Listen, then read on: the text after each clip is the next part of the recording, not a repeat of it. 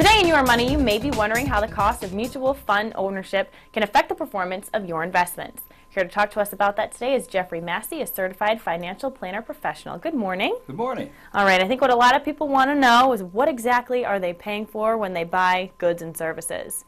Well, absolutely, and certainly when it comes to investing in mutual funds, it would seem pretty simple that you would want to know what those costs are going to be. And as well you should. And that information should be contained in the very beginning of a prospectus, which is this big book which gives you all the technical details. However, that only discloses what's called the expense ratio, but it's not the true cost of ownership. And therein lies the trouble. They don't disclose that information in the prospectus. That could be in another document entirely that you might not even see.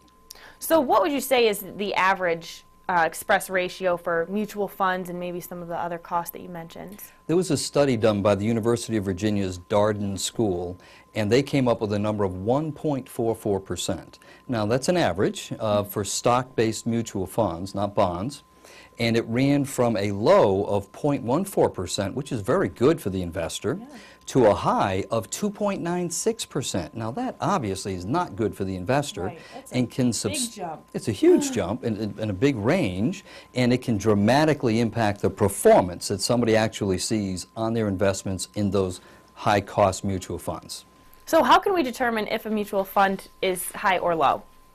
Well, looking at the expense ratio is a good place to start, which should be in the front of the prospectus. But an easy way to look at what you think might be the expenses would be the turnover ratio.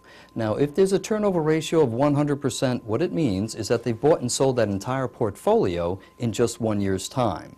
So the higher that turnover percentage, the higher your costs will be. Now, I do this sort of analysis for clients all the time, and recently I did a case where they had a fund that had a 540% turnover ratio. That is just off the charts, and it shouldn't be that way. It's just too high.